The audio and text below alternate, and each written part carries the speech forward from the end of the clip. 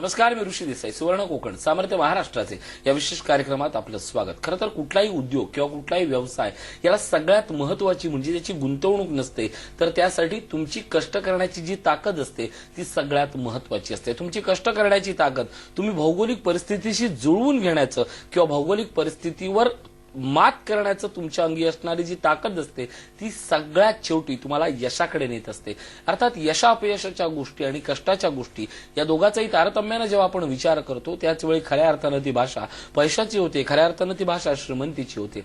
प्रत्येक माणसाला त्याच्या उद्योगातनं श्रीमंती मिळालीच पाहिजे आणि ती श्रीमंती त्याच्या व्यवसायातनं एवढी अफाट मिळाली पाहिजे की नोकरीतनं मिळणाऱ्या श्रीमंतीच्या चौपट त्याचा विचार झाला पाहिजे, तरच खऱ्या अर्थानं बेरोजगारीचे दुष्टचक्र आपण तोडू शकतो. आणि नेमका हाच विचार सुवर्ण कोकणच्या माध्यमातून आपण मांडत असतो.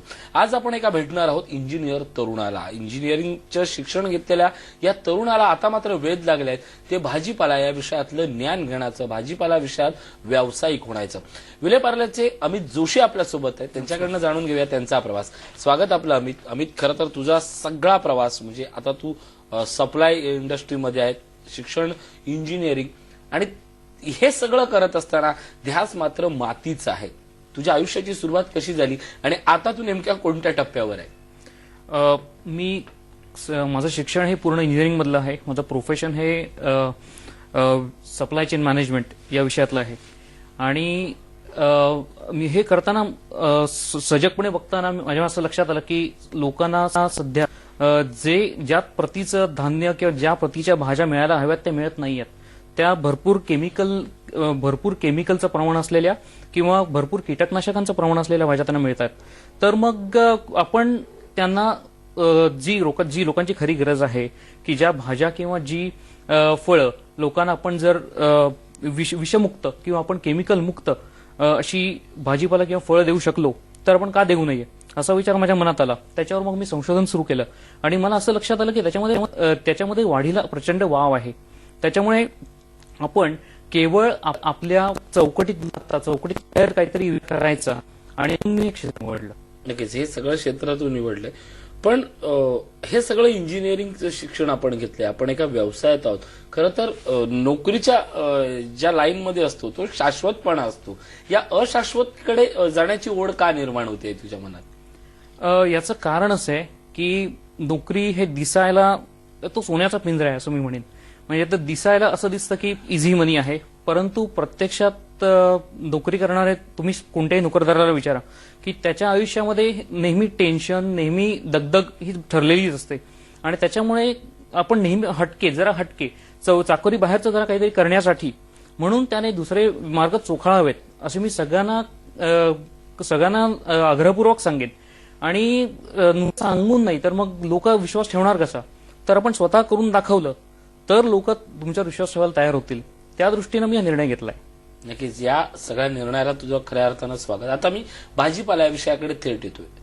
आज भाजीपाल्याची गाव असो किंवा महानगर असो गरज काय आणि हा गरजेतनं निर्माण झालेला व्यवसाय तुम्हाला खरंच अल्पावधीत श्रीमंत नेऊ शकतो का? नक्कीच.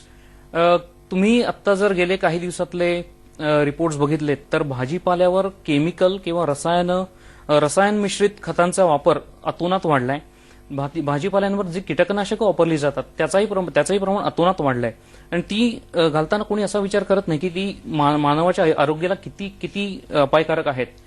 केवळ कमर्शियल अँगल किंवा केवळ धंदेवाईक दृष्टिकोनातनं अतोनात भडीमार केलेल्या भाज्या तुमच्या आणि आमच्या जेवणात येतात. तर हे याला कुठेतरी दरबंद घातला पाहिजे किंवा लोकांच्या मनात याच्याबद्दल कुठेतरी जाणीव निर्माण केली पाहिजे.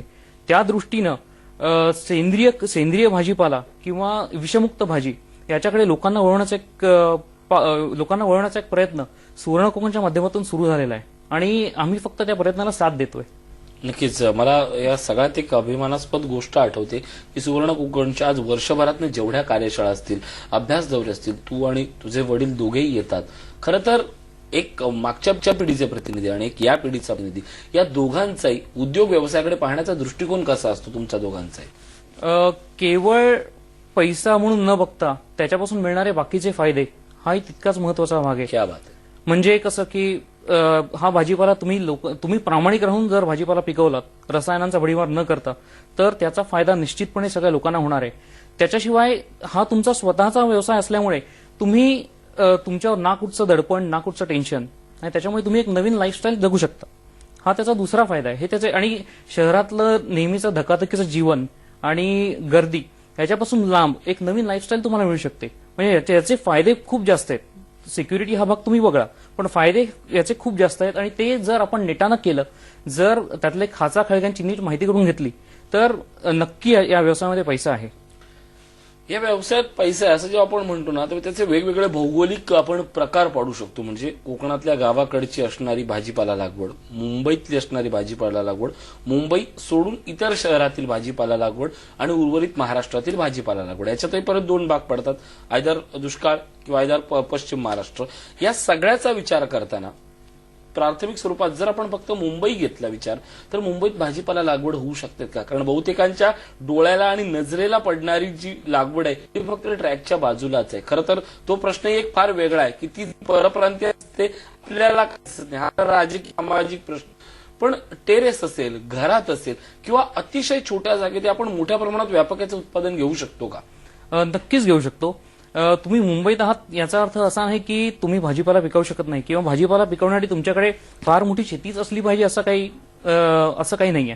तर तुम्ही तुमच्या गॅलरीमध्ये, तुम्ही तुमच्या टेरेसमध्ये भाजी पिकवू शकता. आजकाल हायड्रोपोनिक्स तंत्रज्ञान आहे किंवा आजकाल टेरेस गार्डन आहे किंवा ग्रीन टनेल सारखी जी टेक्नॉलॉजी आहे, जी इस्रायल सारख्या देशाने यशस्वीपणे वापरून दाखवली आहे, ती टेक्नॉलॉजी जर तुम्ही आत्मसात करून वापरलीत, तर आपण निश्चितपणे भाजीपाल्याचं व्यवस्थित उत्पादन घेऊ शकतो की जे उत्पादन तुमच्या घरच्या गरजा भागवून तुम्ही बाहेर विक्रीसाठी पण नेऊ शकता आणि त्याच्यातनं तुम्हाला 4 पैसे पण मिळू शकतात. नक्कीच. शेवटी जगातली प्रत्येक गोष्ट किंबहुना भारतातली प्रत्येक गोष्ट आपण आपल्या संस्कृतीप्रमाणे आपण त्याचा पैशातच विचार करत असतो आणि या पैशासाठी एक चांगला मार्ग भाजीपाला ही आपल्याला जशी आत्मिक श्रीमंती देते तसंच व्यावसायिक श्रीमंतीही मिळवून देणारी आहे. आज मार्केटमध्ये प्रचंड प्रमाणात टर्नओव्हर येते. परदेशी भाज्यांची आवक वाढली आहे. खरं तर परदेशी भाज्या येतात कुठून हा जसा प्रश्न आहे, त्या परदेशी भाज्या या मातीत जर आपण ठरवल्या तर आपण त्याचं उत्पादन घेऊ शकतो का? परदेशी भाज्यांपैकी ब्रॉकोली सारख्या भाज्या आहेत त्या भारतामध्ये सहज होऊ शकतात आणि त्यांना अतिशय चांगलं मार्केट सुद्धा उपलब्ध आहे. त्याच्यामुळे परदेशी भाज्या किंवा चेरी टोमॅटो, ब्रॉकोली, चेरी टोमॅटो अशा ज्या काही भाज्या आहेत त्याच्यामुळे तुम्ही त्याचं जर उत्पादन घेतलं तर त्यालाही मागणी चांगली आहे बाजारपेठेमध्ये. मित्र हो, भाजीपाला हा विषय केवळ ज्यांचं शिक्षण नाही झालंय किंवा ज्यांचे शेतमळे आहेत आणि ज्यांना शेतीनंतर पुढचे 6-8 महिने काही काम नसतं अशानेच करायचं नाहीये. तर ही सगळी भाजीपाल्याची जी गोष्ट आहे ही तुम्ही टेरेसवरही घेऊ शकता, परसबागेतही घेऊ शकता किंवा मोठमोठ्या मळ्यातही घेऊ शकता.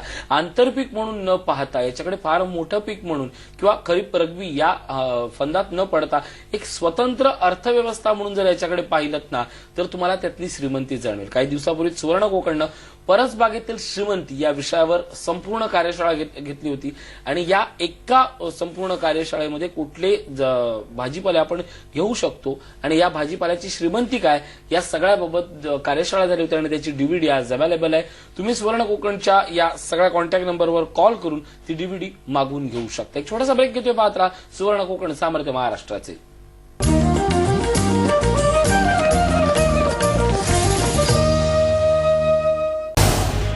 झी 24 तास रहा एक पाऊल पुढे.